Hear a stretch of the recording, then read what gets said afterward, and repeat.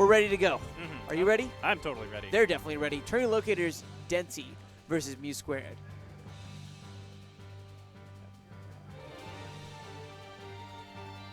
That sounded super weird for a second. Yeah, he was clipped out in the middle For a second, I thought we had some serious audio issues, but Yeah. we're living. We in there. Now, even though Denti has certainly cemented himself as a very, very good player in our area, one of his demons from time to time has been Mew². Mew²'s taken a couple of sets from Denti, especially whenever it comes to those sets that count, grand final sets, even some sets in losers. But this is by no means a free match for Denti, because if I remember correctly, it was actually Mew² who took Denti out last week. Really? Was it? Yeah. Oh, that's right, because he lost to the two brothers. Yeah, the twins, man, they went ham. Yeah, that accidental bouncing fish by Denti put him in a pretty huge deficit. I don't know the way that you want to start a match, especially against someone who took you out last week, but I think Denti can maybe claw his way back in. Able to swipe in with that forward air before Mew² can continue his combo with a forward air of his own.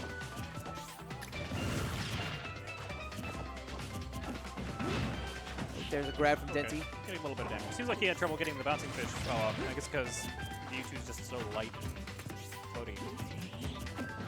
To frame this a little bit for me, right? We obviously know about what Sheik's going to be doing in these lower percents, but what does Mewtwo have to kind of counteract some of those options that Denti's going to be going for? Mewtwo's got some decent options for it. His range is actually pretty effective against her, because one of the reasons why Sheik is just so absurdly good is her forward air just beats everything. Like any move you want, like pick a move that a character has. Grab, beats it. Jab beats it. Like almost any character, like I'll play as right, and I'll be like, okay, I think he's gonna forward air, so I'm gonna pull back and space this snare super safe, and he'll still forward air and just cut through it like hot butter. And so that's what she gets a lot of mileage off of, just being able to say, I think you're gonna want to press buttons, so I'm gonna slap you real quick. And Mewtwo's one of the few characters he's got a lot of range. Like the tail, the forward air comes out super fast. He's got options to move around. Mess things up a little bit. It was pretty difficult for her to set up her usual, you don't get to play game plan. And I think that Mew² told me that in neutral, Sheik is certainly the hardest character to really deal with because of how prone to the air a character like that is. And that kind of negates that down tilt zoning. Sort of, yeah. And that can mean really, really like a lot of difficulties. But as we saw at the end of that first game, the one thing that Mew² has over Sheik, over Denti in particular, is a plethora of KO options. Yes. Whether it's the grab, whether it's something like the up tilt into the up smash. Yeah, random forward airs, random back airs, back throw, up throw, down smash, forward smash, up smash. He's got lots of different things he can hit somebody with the end of. So that's kind of a theme that I'm going to be looking for. Early game presence really from Denti, and late game presence from Mew² overall. And one thing that's worth noting is in that last game we didn't see that early game presence because the early game for Denti was an ill-advised bouncing fish that resulted in him being off stage. Doing a pretty good job taking control now. Going to get some damage off those forward air strings. Great. That last second forward air. You're right, it's just enough range where Mew² is having a tough time dealing with the option roll. Okay, good cross up, setting up the safe back air. Okay, trying to set up the 50-50. Mewtwo with his really good air control is actually able to drift completely on stage and avoid it. Hashtags coming out from Mew². No follow-up though. These fears, I mean, we've talked about how difficult they can be to deal with overall, but Mew² really has not been able to do anything whenever it comes to Denti's aerial game. Oh, that forward smash is not gonna take it. Just kidding. Mewtwo is extremely light, but I guess not quite light enough for that. Quite enough. Maybe it was closer towards that left side initially. Maybe. Enough. Yeah, probably. And I think that Mewtwo's aerial drift might make it a little bit harder for Denti to get some of the punishes that he's looking for whenever it comes to maybe setting up for the delayed punish. So I don't know, is it too much for me to ask Denti to pull the trigger immediately? Whoa, Mew² having no trouble pulling the trigger there. Yeah, this is going to be one of the problems in the matchup. This is kind of a problem with Sheik in general. Her downside, like she gets to get a lot of damage off opponents just because her neutral is so strong, but her kill options aren't that strong. So a lot of the times you're going to have to be dealing with an opponent with rage who can hit you with an up smash at 70% and just kill you. Can we take a minute to talk about how even though Mew² died, he did a side B and he wasn't even facing Denti, and it's still reflected in the I didn't even see that. That's why Denti had 1%, man. Oh, is that what happened? The single needle game. That's hilarious. It's so goofy, so goofy. Mew²'s going to need a little bit more than that. finds one opening, but those are consistently cut short because of how quick Sheik's aerials are. I'm gonna need to make each opening count as much as he humanly can. Oh, this is maybe a chance for him here. I don't know if he meant to charge that Shadow Ball there. Denti wanted the dash smash. Playing a little bit on tilt here. You can definitely see a lot of emotion. He's getting kind of frustrated. Yeah. But he knows, right? He knows that he needs to close the stock out quickly, and that's exactly the option that he needed. Maybe at a higher percentage, if he had caught the sweet spot on it, would have been able to do the trick. Definitely would have killed Mewtwo. Mew² doing such a great job here of just consistently avoiding a lot of Denti's punish attempts. This is something that we really praised him on the winner's side, but he hasn't found that same sort of presence in the end game that we saw him in contrast to some of his matches that we saw in winner's semis, for instance. Yeah, it seems like, well, interesting to note that he was playing Luigi in most of those matches. So Luigi does have a much easier time KOing people than Sheik does. Close. Close. Throwing these F smashes out, you know, a little bit desperate, and Mew², he's trying to find a little bit of a comeback. Yeah, he doesn't need too much more damage on him to actually kill him with up throw on this stage. And with all the rage he has, that's going to leave an opening. Oh, doesn't quite get the punish. This is the one thing about the Twins is sometimes they go for those all-in options. And some of these more experienced players are really good at waiting. That could have been it. With Denti with a great spot dodge, the beautiful bear, and the pop-off. Fantastic, fantastic play there, Denti. So many ways, so many. Like half a dozen different things that could have happened there that could have led to one of them getting killed, losing that stock, which could have been it for Denti. If Mew² had gotten the grab, he was absolutely dead from up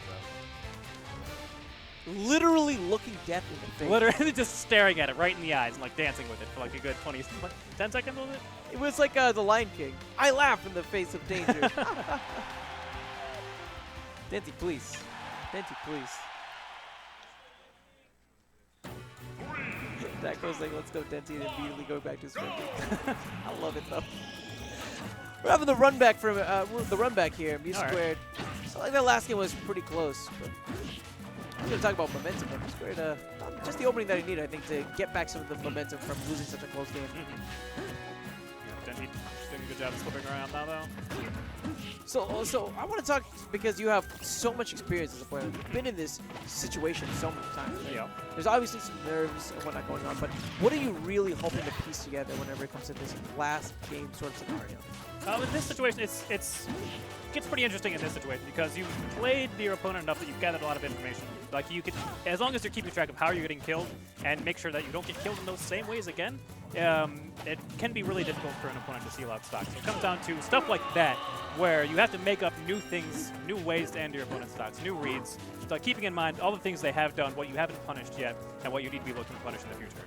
So that begs the question, what has Mew² been doing that's been catching Denti off guard? Denti has been having a really hard time punishing his air dodge, punishing his aerial drift.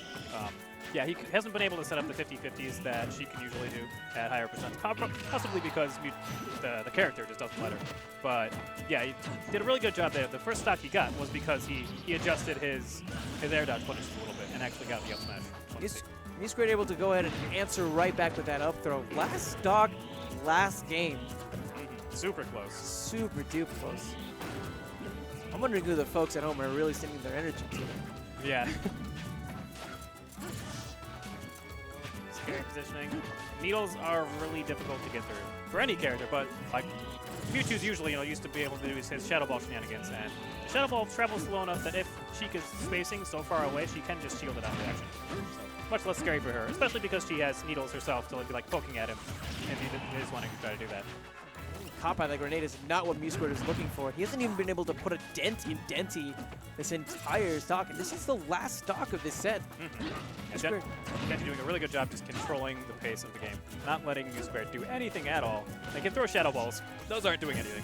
But what's made it to the Mew² who had a really great showing throughout the set, all of a sudden is not even finding a single opening.